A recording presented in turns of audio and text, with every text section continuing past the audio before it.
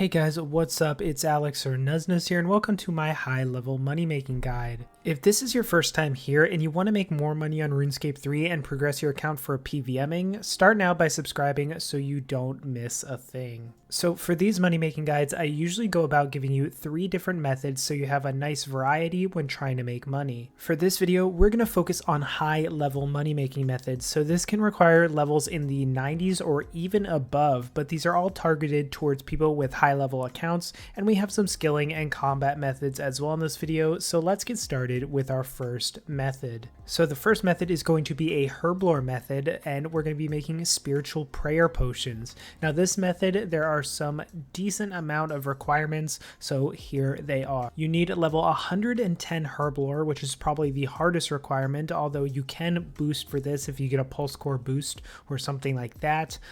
You'll also need the spiritual prayer potion recipe unlocked from the potion recipe shop in Prifendos. You'll also need the scroll of cleansing and the modified botanist mask, as these are super important and it's going to be where the majority of your profit comes from.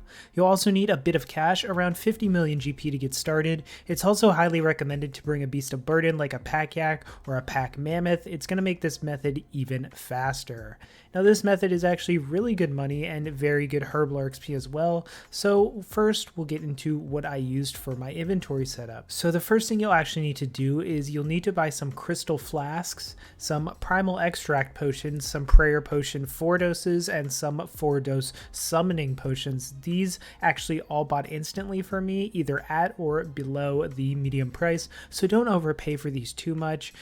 These will actually buy if you leave them in, and also this is exactly what you need to make all your spiritual prayers. So for our preset, this is what it is. I have the botanist outfit, but the most important part and the part you mainly need is the modified botanist mask. Then in my inventory, I have all my potion ingredients, and in my beast of burden, I have them as well. You'll actually want to arrange your potions in your beast of burden so it's one full potion on each row, so that way when you withdraw them, they come out like that and you don't withdraw like 8 primal extracts at once. So I have it mixed up here on the preset, but I ended up fixing it, so that's what you'll want to do. So now what you'll need to do before you start is you want to put your familiar special attack option on your action bar, and then make sure your default option for your familiar is take beast of burden. Then you can withdraw from it by just clicking a button on your action bar.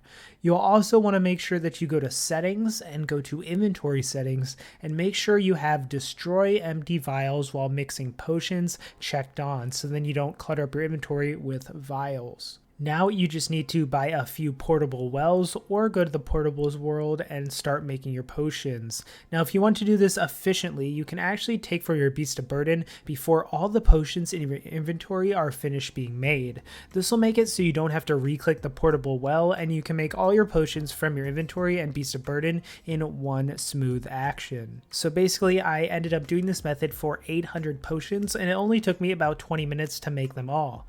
I ended up paying around 30.7 mil GP for all the ingredients, as you can see here. And then if we look at our profit, we ended up making duplicate potions and also saving a ton of ingredients. So we made 34.9 million GP from these potions, and they did all sell instantly for medium price. And that is 4.23 mil GP profit in 20 minutes, which comes out to 12.6 million GP profit per hour. Not to mention, we're getting very, very solid herblore XP doing this as well.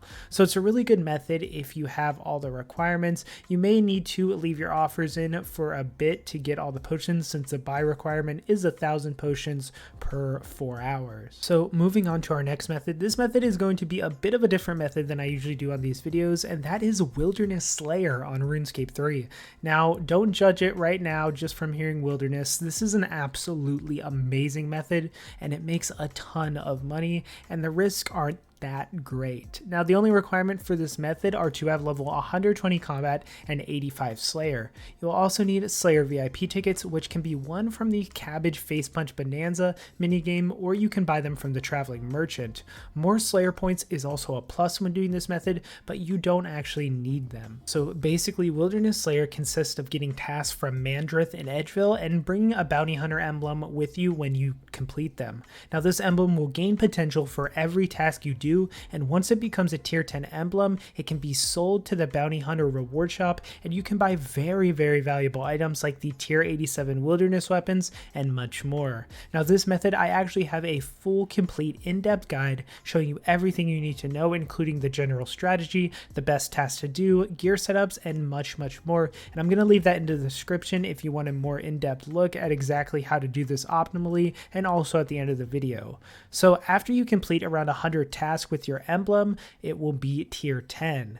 Then once you sell it to the reward shop, you can buy like all the rewards like the tier 87s. And when I sold mine, I ended up making 119 million GP from just the emblem itself. I also made another 50 mil or so GP from all the Slayer drops and all the drops from the Wilderness drop table. This comes out to around 12 to 15 million GP per hour. Of course, you'll gain Slayer XP too, and you can make even more if you end up getting lucky with your Revenant drops. Again, the full in-depth guide will be in the description or at the end of the video, but this method is actually super underrated, and I definitely recommend you checking it out. So finally, our last method is going to be killing Kerapac in normal mode. Now the requirements that I recommend for this are around 90 plus combat stats. You'll want 96 summoning for a Ripper Demon. You won't be using scrolls, but it's very good. You can use a different familiar if you don't have a Ripper Demon though. 96 Herbler for overloads and 95 prayer for soul split and turmoils is also highly recommended. I would also say that tier 85 to tier 90 weapons is around the right tier to do this method optimally. So basically, here is my gear and inventory setup for this method. I'm basically using tier 90s, and Kerapac on normal mode is much easier to kill than it is on hard mode, and the drops are actually very good now that they've stabilized since release. So of course, here this is my gear and inventory. I prioritize trying to spend as little money as possible on supplies to make this method even more profitable. I did use a Ripper Demon, but I did not use any scrolls, so it was honestly really cheap. I also used normal Ascension bolts, and then I had Ruby Criminal bolts as a switch, which are also pretty cheap.